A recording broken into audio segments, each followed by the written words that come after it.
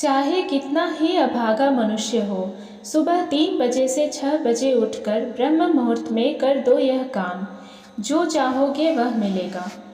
एक समय की बात है, माता पार्वती ने भगवान शिव से पूछा, स्वामी, मैंने देखा है कि चाहे कितना ही अभागा मनुष्य हो, अगर वह सुबह के समय ब्रह्म मुहूर्त में उठता है तो वह बहुत सुखी रहता है।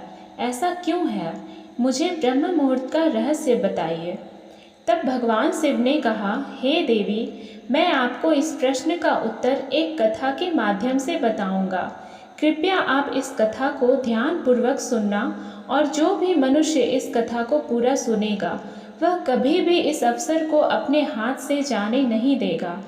ब्रह्म मुहूर्त का रहस्य जानकर पूरा जीवन बदल जाएगा। भगवान शिव कथा को सुनाना प्रारंभ करते हैं और माता पार्वती से कहते हैं, बहुत समय पहले की बात है, काशी में दीनू नाम का एक लड़का रहता था। वह लड़का बहुत ही अच्छा था, लेकिन एक गलत आदत थी, वह देर तक सोता रहता था। सुबह उसे जगाने के लिए घर वाले कई प्रयास करते थे, परंतु वह रोजाना सुबह देर तक उठता था। वह लड़का कभी भी 9 बजे से पहले नहीं उठता था। जब वह बालक था तब परिवार वालों ने सोचा कि जब यह बड़ा हो जाएगा तो इसकी आदत में सुधार हो जाएगी, परंतु वह लड़का जैसे जैसे बड़ा होता गया उसकी यह आदत और भी ज़्यादा गहरी होती चली गई। दुनिया इधर से उधर हो सकती थी, लेकिन वह लड़का कभी भी जल्दी नहीं उठ पाता था। उसके पिता उसकी इस आदत से बहुत ज़्यादा परेशान रहने लगा था। उस लड़के को ढेरों नकारात्मक शक्तियों ने घेर लिया था। वह सभी को पलटकर जवाब देता था और दिन भर उदास रहता था। इसका असर उसके स्वास्थ्य पर भी पड़ रहा था।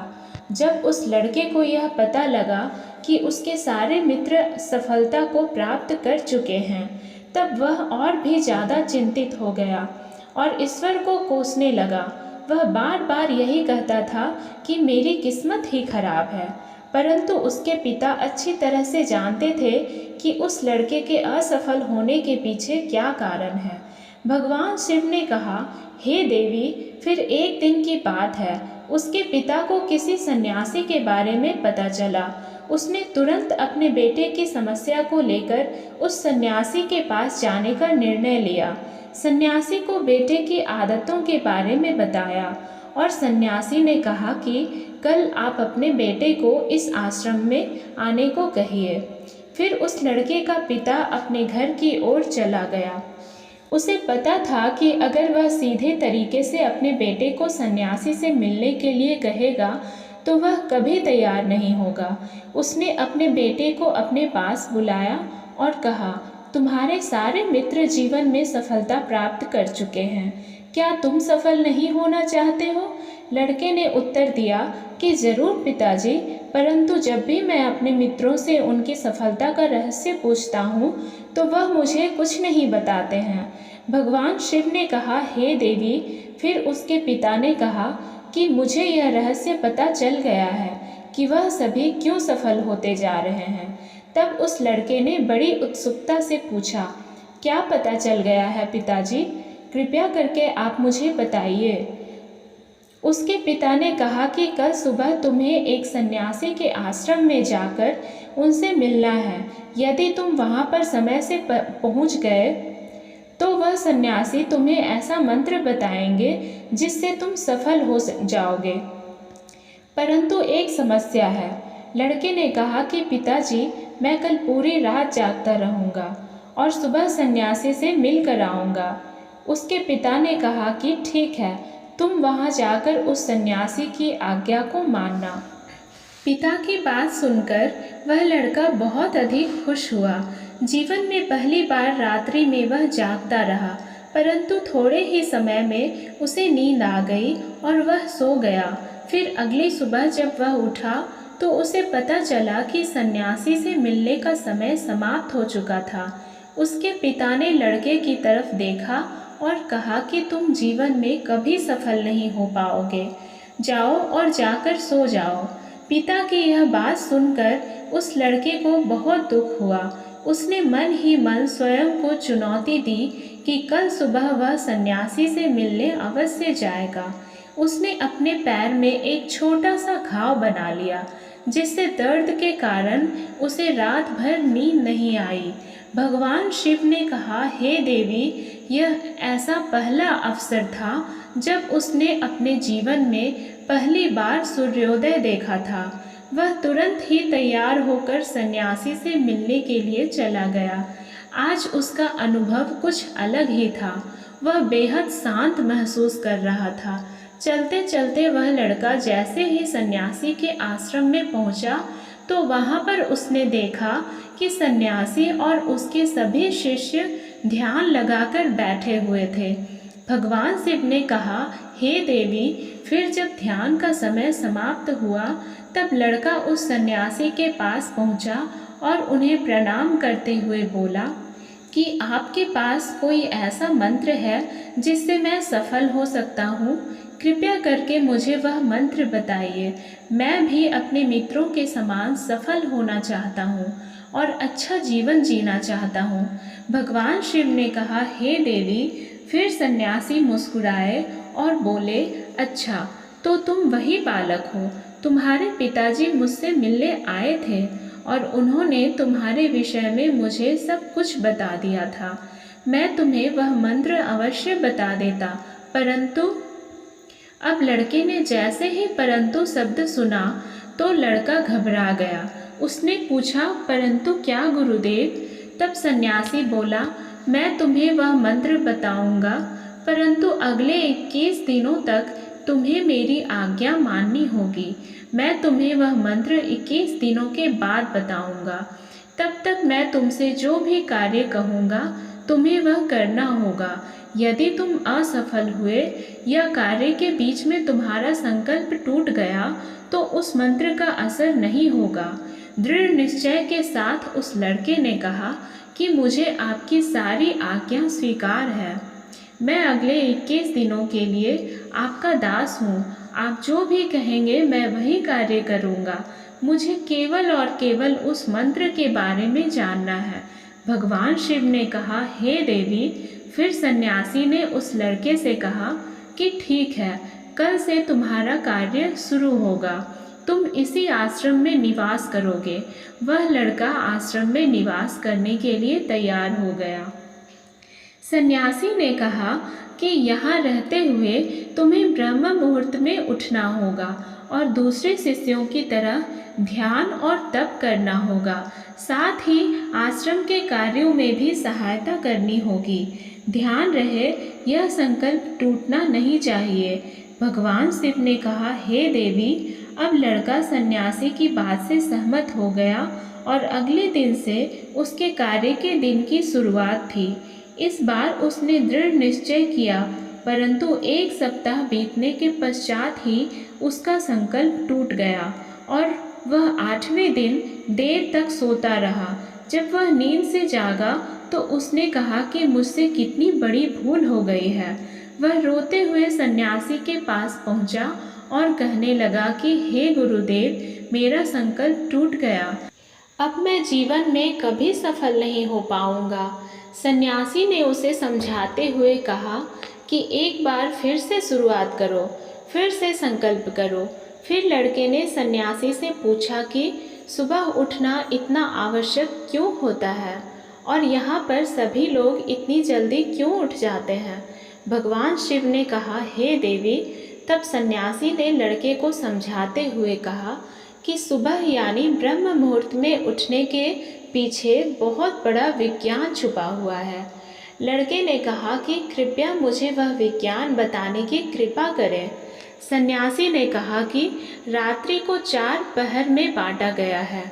पहला रुद्र काल, जिसका समय शाम 6 बजे से लेकर 9 बजे तक होता है। दूसरा राक्षस काल, जिसका समय रात्रि 9 बजे से 12 बजे तक होता है। तीसरा गंधर्व काल, जिसका समय रात्रि 12 बजे से 3 तक होता है। और सबसे अंत में जो पहर आता है उसे मनोहर काल कहते हैं। इस समय को ब्रह्म मुहूर्त या अमृत बेला के नाम से भी जाना जाता है। इसका समय भोर 3 बजे से सुबह 6 बजे तक होता है। यह वह समय होता है जब पूरे संसार की नकारात्मक शक्तियाँ निष्क्रिय अवस्था में होती है और सकारात्मक शक्तियाँ सक्रिय होती है। ब्रह्म मुहूर्त अर्थात देव मुहूर्त। ब्रह्म मुहूर्त का अर्थ देवताओं का समय होता है। भगवान शिव ने कहा, हे देवी, वह सन्यासी आगे कहता है, इस समय देवता धरती पर विचरण कर रहे होते हैं और जागृत मनुष्य पर उनका बड़ा ही सकारात्मक प्रभाव पड़ता है। ब्रह्म मुहूर्त ऐसा समय होता है जिसमें मनुष्य का मस्तिष्क बिल्कुल खाली होता है, जिसमें किसी प्रकार के कोई विचार नहीं होते हैं, और जब इस समय व्यक्ति अपनी पुस्तक खोलकर पाठ का अध्ययन करते हैं तो उन्हें सब कुछ जल्दी जल्दी याद भी होता है और यह लंबे समय तक याद रहता है। यह ऐसा समय है जिसमें हम ज्ञान को समझने का प्रयास करते हैं। इस कारण आश्रम के सभी शिष्य और संसार में बहुत से ज्ञानी लोग ब्रह्म मुहूर्त में उठ जाते हैं। प्राचीन काल में रोशनी का कोई स्रोत न होने के कारण लोग अपने दिन का समापन सूर्यास्त के साथ और आरंभ सूर्योदय के साथ करते थे। यह एक तरीका है जिससे मानव जीवन प्रकृति के साथ तालमेल बनाकर चलता है। भगवान शिव ने कहा, हे देवी। फिर उस लड़के ने कहा कि ठीक है, मैं कल से अपना संकल्प फिर से शुरू करता हूँ, परंतु ब्रह्म मुहूर्त में उठकर मुझे क्या क्या करना चाहिए। तब सन्यासी ने कहा कि ठीक है, मैं तुम्हें बताता हूँ कि ब्रह्म मुहूर्त में क्या करना चाहिए और कैसे करना चाहिए। सबसे पहले उठकर धरती माता पर पांव रखने से पहले धरती माता को प्रणाम करना चाहिए और अपनी दोनों हथेलियों को देखना चाहिए और ईश्वर को धन्यवाद देना चाहिए कि उन्होंने तुम्हें आज का सूर्योदय देखने का अवसर दिया है। इसके बाद नित्य कर्म और स्नान करने से शरीर की ही नहीं बल्कि मन की शुद्धता भी बढ़ती है। स्नान करने के पश्चात ध्यान की प्रक्रिया होती है। ब्रह्म मुहूर्त में ध्यान की अवधि 21 दिन तक होती है। इस विधि का उपयोग तब किया जाता है जब आप अपनी कोई मनोकामना की पूर्ति चाहते हैं। यह ऐसा समय होता है जब व्यक्ति अपने आज्ञा चक्र को सक्रिय करने पर काम करते हैं। भगवान शिव ने कहा, हे देवी। आगे वह सन्यासी कहता है, आज्ञा चक्र दोनों भौहों के बीच होता है। यह संकल्प का स्थान भी कहा जाता है। अगर इस चक्र पर ध्यान केंद्रित किया जाए और अपनी मनोकामना को बार बार दोहराया जाए तो मात्र 21 दिनों के भीतर वह मनोकामना पूरी हो जाती है। अगर आपके मन में कोई अधूरी मनोकामना है और आप उसे पूरी करना चाहते हैं, तब उसे सबसे पहले उस मनोकामना का स्पष्टीकरण कर लें। आपको क्या चाहिए यह निर्णय अवश्य कर लें। इसके बाद ध्यान की विधि को शुरू करें। ब्रह्म मुहूर्त में स्नान के बाद एक ऐसा स्थान चुनें जहां पर वायु का प्रवेश हो। ध्यान में शुद्ध प्राण वायु का होना आवश्यक होता है। ध्यान की मुद्रा में रीढ़ की हड्डी सीधी होनी चाहिए, साथ ही गर्दन भी सीधी होनी चाहिए। सुखासन की अवस्था में दोनों हाथों को घुटनों पर रखकर आंखें बंद करके बैठ जाएं। हाथों की मुट्ठी को बंद कर लें और 2-3 मिनट तक बिल्कुल शांत हो जाएं। जब आपका शरीर स्थिर हो जाए और श्वास भी शांत हो जाए, तब उसके बाद अपना सारा ध्यान आज्ञा चक्र पर लगाएं। इस दौरान लंबी गहरी सांस लें और सांस को रोक कर रखें। इस समय आप अपनी इच्छा को मन ही मन दोहराएं और अपने मन से इष्ट देव और देवी देवताओं और गुरुजनों का चिंतन करें। भगवान शिव ने कहा, हे देवी। उस सन्यासी ने कहा, जब सांस को रोकना कठिन हो जाए तब धीरे धीरे सांस को बाहर की ओर छोड़ो। सांस को नाक से भरें और मुख से बाहर छोड़ें। इस प्रक्रिया को 3 से 4 बार प्रतिदिन दोहराएं। ऐसा प्रतिदिन करने से आपकी जो मनोकामना है वह अवचेतन मन तक अवश्य पहुंच जाएगी और इच्छा पूर्ति जल्दी ही होगी। आज्ञा चक्र सक्रिय होता है और हमारी आज्ञा को पूरा करता है। सांस को रोक कर रखने के दौरान शरीर में आपातकाल की स्थिति हो जाती है, जिससे कि आप बेकार की बातें सोचने और विचार करने से बचते हैं। ब्रह्म मुहूर्त के समय ईश्वर की विशेष कृपा होती है और कोई भी व्यक्ति अपनी मनोकामना को इस समय दोहराता है तो उसकी इच्छा जल्द से जल्द पूरी होती है। भगवान शिव ने कहा, हे देवी, इस प्रकार सन्यासी ने उस लड़के को ब्रह्म मुहूर्त का महत्व बताया। अगले 21 दिनों तक उस लड़के ने बड़े ही मन के साथ इस प्रक्रिया को अपनाया। अब वह बहुत ही ज़्यादा अनुशासित और शांत स्वभाव का बन चुका था। उस लड़के ने जैसे ही अपना संकल्प पूरा कर लिया, उसके बाद वह लड़का बड़े ही प्रसन्न भाव से सन्यासी के पास पहुंचा और कहने लगा, हे गुरुदेव, मैंने 21 दिनों का संकल्प पूरा कर लिया है। अब कृपया मुझे सफल होने का मंत्र बताइए।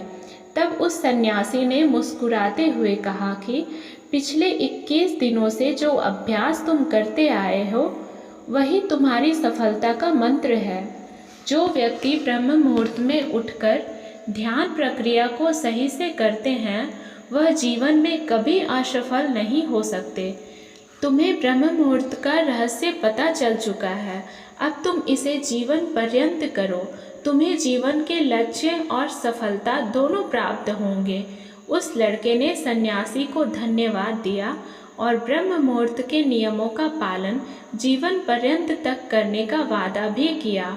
भगवान शिव ने कहा, हे देवी, अब तो आपको पता चल गया होगा कि ब्रह्म मुहूर्त में क्या होता है। तब माता पार्वती ने कहा, हे स्वामी, अब मुझे ब्रह्म मुहूर्त का संपूर्ण ज्ञान हो गया है।